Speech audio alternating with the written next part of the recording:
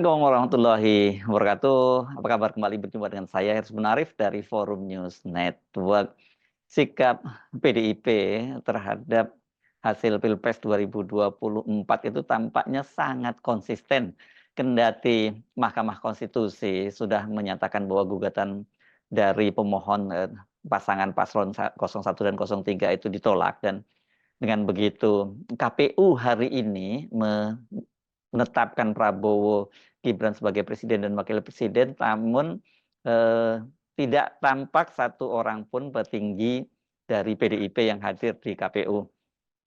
Dan ini kelihatannya erat kaitannya dengan sikap dari PDIP yang minta agar penetapan dari KPU untuk Prabowo Gibran itu sebagai presiden dan wakil presiden itu ditunda sampai kemudian ada putusan dari PT UN atau Pengadilan Tata Usaha Negara di Jakarta, yang karena saat ini PDIP itu sedang mengajukan gugatan berkaitan dengan perbuatan melawan hukum yang dilakukan oleh pemerintah dalam proses pelaksanaan pemilu dan Pilpres 2002, khususnya Pilpres 2024 yang meloloskan Gibran Rakabuming sebagai wakil presiden, calon wakil presiden pada waktu itu ya. Nah, yang kan sekarang ini orang banyak sekali menunggu-nunggu bagaimana sikap PDIP itu setidaknya bisa terlihat dari hadirnya para petinggi PDIP. Kalau misalnya tadinya diperkirakan mungkin saja tokoh PDIP tidak ada yang hadir, tapi Puan Maharani yang selama ini dikenal cukup akomodatif gitu ya, cukup pragmatis dalam menyikapi hasil pemilu, kemungkinan itu akan hadir. Tapi ternyata Puan Maharani baik dalam kapasitasnya sebagai Ketua DPR maupun dalam kapasitas sebagai Ketua DPP PDIP itu tidak hadir di KPU. Sementara petinggi partai-partai lainnya juga termasuk dari kubu oposisi seperti PKS itu juga hadir. Nah, bukan hanya Puan Maharani yang tidak hadir, tetapi pasangan Ganjar dan Mahfud itu juga tidak hadir. Ganjar kepada media menyatakan bahwa dia tidak mendapat undangan untuk datang ke KPU, karena itu dia tidak hadir. Namun beda dengan pasangan Ganjar dan Mahfud yang tidak hadir, justru pasangan 01 Anies Muhaimin itu tanpa hadir, dan mereka datang bersamaan dengan senyum yang lebar dan kemudian didampingi juga oleh Sekjen Partai Keadilan Sejahtera. Kepada media, Anies menyatakan bahwa dia menghormati proses bernegara. Kendati begitu, kata Anies, tapi ini tidak menafikan bahwa catatan-catatan yang mereka sampaikan di Mahkamah Konstitusi. Karena seperti kita ketahui bahwa di Mahkamah Konstitusi, tim hukum paslon 01 itu mendalilkan banyak sekali pelanggaran-pelanggaran yang dilakukan yang berakibat kemudian pemilu khususnya Pilpres kali ini tidak bisa berlangsung jujur, luber dan jurdil, langsung, umum, bebas, rahasia, dan jujur dan adil. Hal itu karena disebabkan ada cawe-cawenya Presiden Jokowi, dan didalilkan dengan sangat lengkap, mulai dari soal pengangkatan para pejabat kepala daerah yang ini karena dampak dari pemilu kadanya dijadikan serentak pada tahun 2024 itu kan, kemudian pemerintah mengangkat banyak sekali kepala-kepala daerah, mulai dari gubernur, bupati, dan sampai wali kota. Dan pengangkatan para pejabat kepala daerah ini yang didalilkan sebagai salah satu bagian dari strategi Presiden Jokowi cawe-cawe untuk memenangkan putranya Gibran Rakabuming. Selain soal pejabat kepala daerah, itu soal bansos, itu juga didalilkan, dan kemudian tentu saja berkaitan dengan soal penyalahgunaan atau pelanggaran etik berat di Mahkamah Konstitusi yang dilakukan oleh paman Gibran, yakni Anwar Usman, ketika dia masih menjadi ketua Mahkamah Konstitusi, sehingga kemudian Gibran itu bisa lolos menjadi calon wakil presiden mendampingi Prabowo, kendati usianya itu belum memenuhi syarat sampai 40 tahun. Nah, ini yang menurut Anies itu tidak akan dilupakan. Ini saya kira mungkin ini seperti apa yang disampaikan oleh tokoh kulit hitam di Afrika Selatan, Nelson Mandela, yang dia menyatakan forget but not forgive. Itu saya kira begitu dengan dalam kasus ini, karena bagaimanapun juga kalau kemudian mereka datang hadir gitu di KPU itu bukan berarti mereka menafikan dan mengakui bahwa pemilu kali ini atau khususnya Pilpres itu berlangsung secara luber jurdil. Saya kira itu yang penting untuk tetap diingat, tetap dicatat bahwa proses pemilu kali ini betul-betul penuh kecurangan. Kalau toh kemudian ini kemudian mereka mengakui atau menghormati keputusan Mahkamah Konstitusi, tapi bukan berarti menafikan atau melupakan bahwa pemilu kali ini menjadi pemilu terburuk sepanjang sejarah di Republik ini.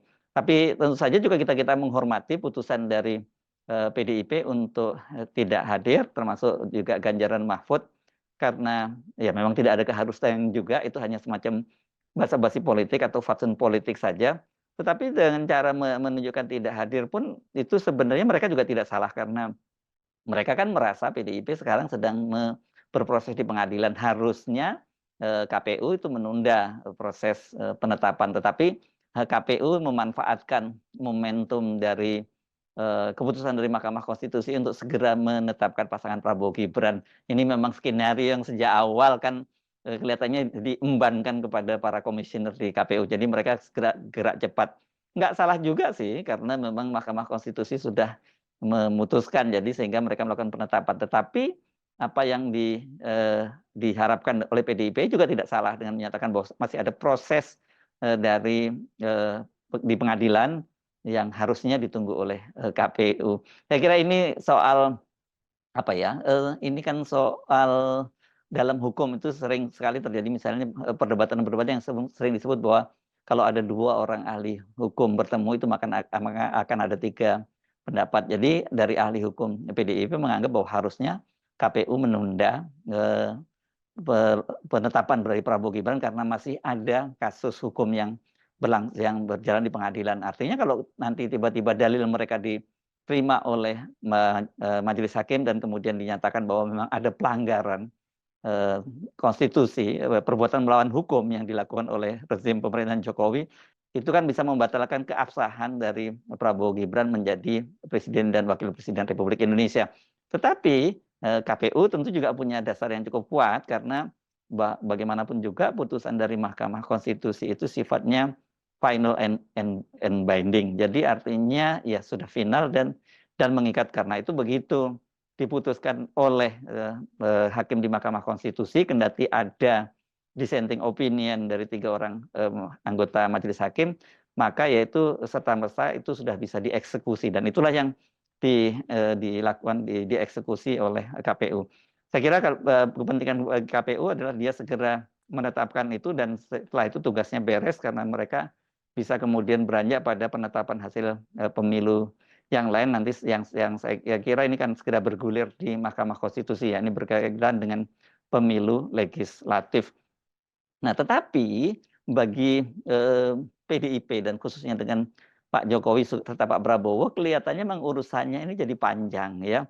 Dengan tidak hadir di penetapan KPU itu, dan kemudian figur yang tadinya mungkin diperkirakan hadir seperti Puan Maharani, itu menunjukkan bahwa ya sampai sekarang di PDIP itu masih ada semacam kekecewaan dan juga perlawanan terhadap hasil pemilu khususnya Pilpres 2024. Mereka mengakui, mereka menghormati keputusan dari Mahkamah Konstitusi, tetapi kan sekarang mereka menjalankan proses politik, ya.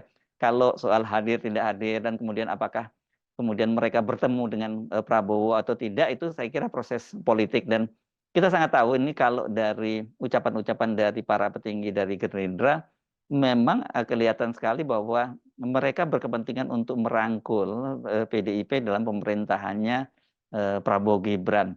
Tetapi bagi PDIP tentu saja hal itu agak sulit untuk dilakukan karena ada faktor Gibran di pemerintahnya Prabowo. Inilah saya kira yang menjadi ganjalan bagi PDIP, terus makanya mereka kemudian terus menunda-nunda atau mendelay pertemuan antara Pak Prabowo dengan Ibu Megawati, gitu, yang ini bisa jadi kemudian penyebab gabungnya PDIP dalam pemerintahan Prabowo Gibran. Kalau sebelumnya kan seperti dikatakan oleh Hasto Kristianto, Sekjen PDIP, bahwa pertemuan itu kan pertemuan antara Ibu Megawati dengan Pak Prabowo itu sangat dimungkinkan akan terjadi setelah hasil putusan dari Mahkamah Konstitusi. Tapi belakangan kan kemudian ditunda lagi karena ada proses yang berlangsung di Pengadilan Tata Usaha Negara. Tetapi satu lagi juga muncul pernyataan bahwa seperti dikatakan oleh Ketua DPP PDIP Ahmad Basyarah bahwa ini pertemuan antara Ibu Megawati dan Pak Prabowo itu mungkin baru akan terjadi setelah ada rapat kerja nasional atau Rakernas PDIP pada tanggal 25 Mei. Nah, ini ini kan kita belum tahu juga hasil dari putusan Rakernas seperti apa. Kendati sebenarnya kita tahu bahwa di PDIP itu secara hierarki bahwa kewenangan memutuskan itu menjadi hak prerogatif dari Ibu Megawati. Tampaknya Ibu Megawati kali ini tidak ingin mengambil keputusan sendiri. Dia ingin mendengar dari para pengurus daerah, pengurus mulai dari cabang sampai DPD 1 ya, karena saya kira ini memang sebuah keputusan sangat berat gitu yang tidak bisa hanya diputuskan sendiri oleh Ibu Megawati tanpa mendengar pendapat dari berbagai pengurus di level bawah. Nah, dari level bawah ini nanti diharapkan mungkin akan dapat semacam kesimpulan langkah apa yang harus dilakukan oleh PDIP.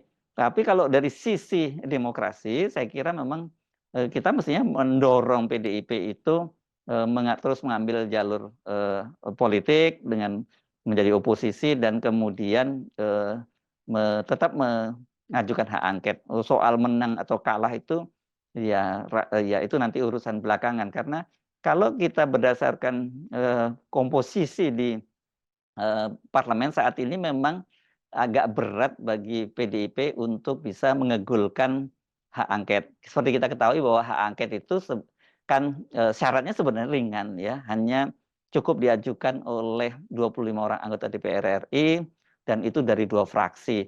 Saya kira itu mudah kalau mau katakanlah, karena sampai sekarang ini kan PKB seperti dikatakan oleh Muhaimin Iskandar ya masih tetap menginginkan hak angket itu bisa berjalan.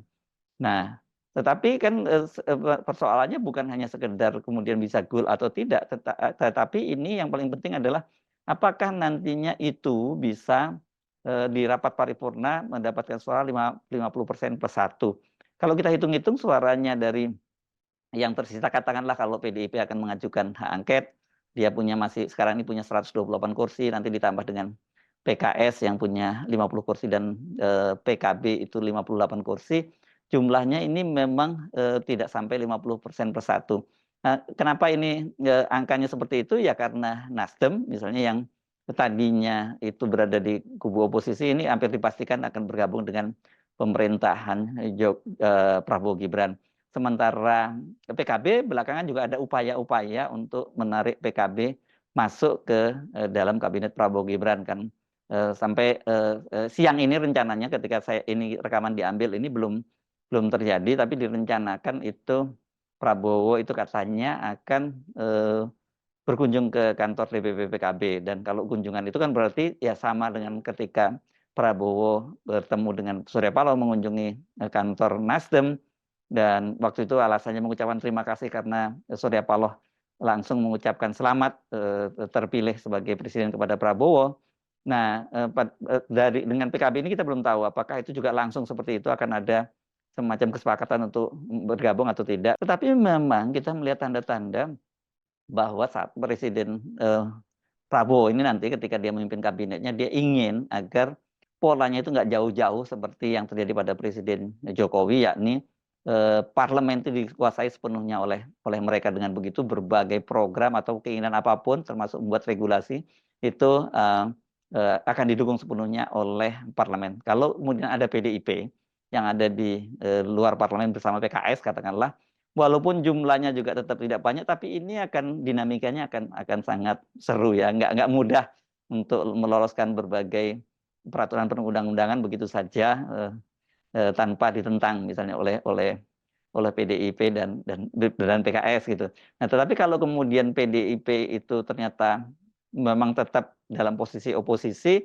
saya kira kemudian Pak Prabowo berkepentingan untuk menarik partai-partai lain seperti katakanlah PKB yang memang sejak awal punya hubungan yang cukup dekat dengan Pak Prabowo, karena kita tahu kan sebelum kemudian akhirnya terbentuk koalisi Indonesia Maju seperti sekarang ini kan mereka sudah membangun koalisi bersama dengan PKB. Tapi pada waktu itu Muhaimin kan menginginkan agar dia yang menjadi calon wakil presidennya, karena tidak kunjung juga ditetapkan menjadi calon wakil presiden, kemudian koalisi antara PKB dan Gerindra itu bubar, dan kemudian kita tahu Muhaimin menyeberang ke koalisi perubahan dan kemudian ditunjuk menjadi calon wakil presiden dari Anies Baswedan.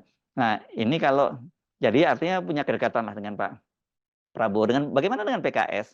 PKS sendiri sebenarnya kalau dengan Pak Prabowo ini juga sohib lama gitu ya. Mereka punya hubungan cukup dekat, karena pada Pilpres 2014 dan 2019 kan PKS itu konsisten mengusung Pak Prabowo. Hanya saja kemudian ketika Pak Prabowo pada tahun 2019 kemudian masuk bergabung dengan kabinetnya Pak Jokowi, PKS ditinggalkan di luar menjadi oposisi. Tetapi artinya tetap saja mereka punya kedekatan. Jadi kalau saya perkirakan kalau kemudian PDIP itu tidak berhasil ditarik masuk pemerintahan dan mereka lebih memilih berada di luar pemerintahan, ada kepentingan buat Pak Prabowo untuk menarik PKS bersama dengan PKB. Dengan begitu hanya menyisakan PDIP di luar pemerintahan.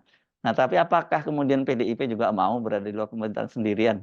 Itu yang sekarang menjadi tanda tanya sangat besar, karena seperti kita ketahui ada faksi-faksi yang pragmatis di PDIP yang menginginkan agar bergabung di pemerintahan. Kita bisa membayangkan kalau semua partai politik kemudian masuk bergabung dalam pemerintahannya Prabowo, dan tidak ada satupun yang di luar parlemen. Ini saya kira benar-benar apa ya, kita jadi pertanyakan apakah sebenarnya kita ini negara demokrasi atau negara apa sebenarnya, karena dengan Pilpres kemarin saja yang sangat curang itu kita juga tanya-tanya sebenarnya tidak layak lagi kalau Indonesia disebut sebagai negara demokrasi, karena faktanya yang terjadi adalah ya ini negara tiran, karena penguasanya bisa mengatur bagaimana hasil pemilu seperti dia inginkan, bahkan dia juga bisa memaksakan anaknya itu menjadi wakil presiden. Saya Arsman Arif dari Forum News Network. Sampai jumpa lagi. Wassalamualaikum warahmatullahi wabarakatuh.